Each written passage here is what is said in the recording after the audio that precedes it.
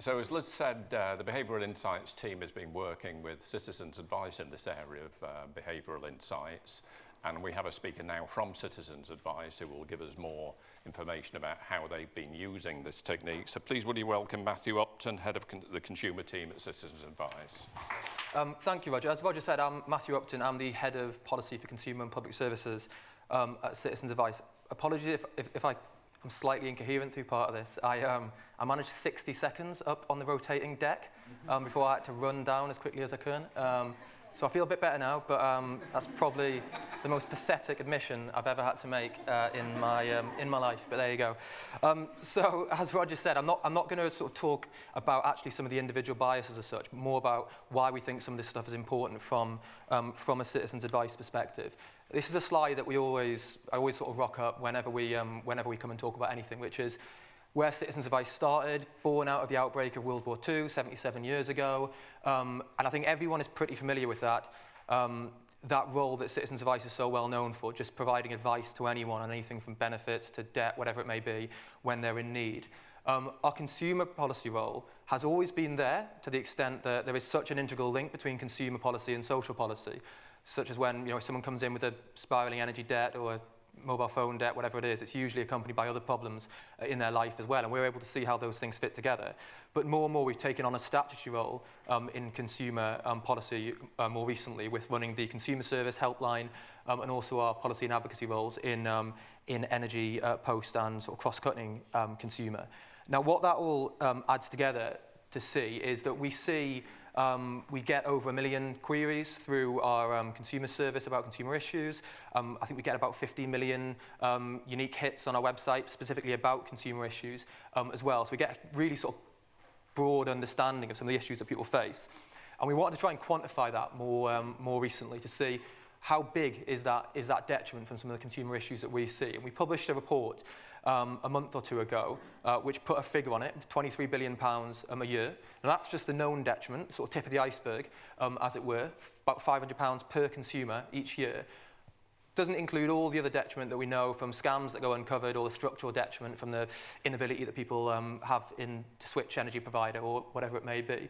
So that's why we sort of think this is such an important issue, and why, I guess, what we've been doing over the last couple of years is more and more trying to seek out a framework by which to understand why some of these consumer problems occur and what we can do to intervene. And I think for us, behavioural economics gives us quite a really strong platform really for understanding. So how can it actually help?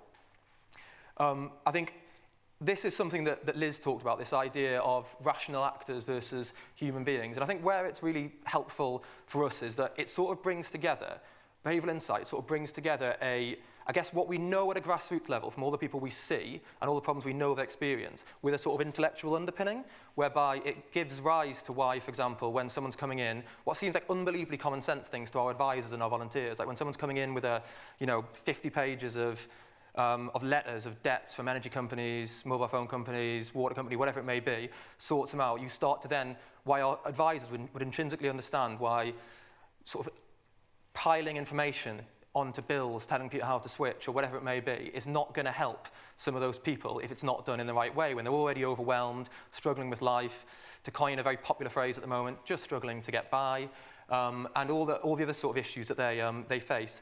They really need something to help them out. And that is something that our advisors have known for a long, long time. But as I say, behavioural economics sort of gives it a bit of a frame, really. I think what I would pick up as well is something that Liz mentioned. I despise this terminology of rational and irrational, because there is nothing more irrational than the idea of us acting rationally in an economic sense. We know these are just human traits, which is just the reality of how we are. So I think, in a way, I'd love to see a reversal of that language into irrational being the sort of standard economic model. So what we see through all these biases that people face is, and I don't think anyone would really deny this to an extent, that we see the way that firms exploit these biases to make more money, and they with a really quite sophisticated understanding of how those biases work and how people will then struggle as a result. So, to take inertia, as Liz was talking about, it's clear when we see sort of prompting up after a year in terms of pushing people back onto standard variable tariffs in energy, or the increased premiums in things like insurance, the extent to which that's playing on inertia as a bias. And that's, that's in a sense, from that company's perspective, makes pure economic sense to do so. You see the same in with the behavioural bias of over-optimism. No one thinks when they take out a current account that it matters there's a huge fee for an unauthorised overdraft, because everyone is confident they can stay within their limits and aren't going to need it. But then reality kicks in, they don't, and then they're hit by extortionate fees. So that, I think, building on that, what we think we can really learn, I guess, from behavioural insights in terms of how consumers behave is, it sounds like an incredibly simple point, but it's essentially that how we behave doesn't necessarily reflect what consumers want. Now, inertia and the energy market is quite a nice example to show that. The fact that clearly people don't want to be hiked up onto standard variable tariffs that don't give them the cheapest deal, especially for such a homogeneous product. You can apply the same sort of argument in other markets, probably to a lesser extent, but I think the same still stands.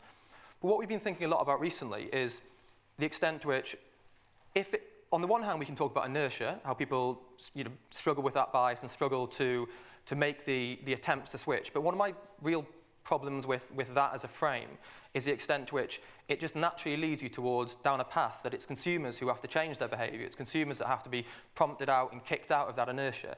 And actually more and more, we're starting to look at the interplay between something like inertia and loyalty. Loyalty is obviously a very different concept. Loyalty is a concept of choice to an extent, but it's something that is seen as, it's something that's seen as a noble trait in so many other walks of life. And I guess more and more we're pushing that, whether it's inertia or whether it's loyalty, why is it okay to pay a penalty for these things? Why is it okay for these concepts, which again are seen as such positives in other areas, to be exploited? Now, where that leads us to today is the fundamental question here, is that there seems to be a pretty good acceptance that consumer policy is important, and that the problems people face in consumer markets, articulated by things like our £23 billion figure and others, is something worth tackling. That seems pretty established.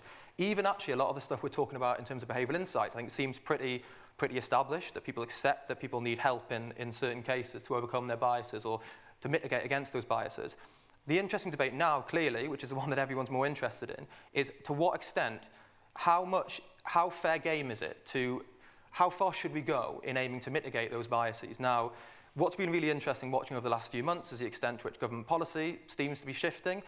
I don't know how much there is a clear frame for that, but there seems to be more and more of an acceptance that competition will not save the day completely, and that actually interventions in markets where there is clearly such detriment and clearly such failures, actually intervention is something that is fair game.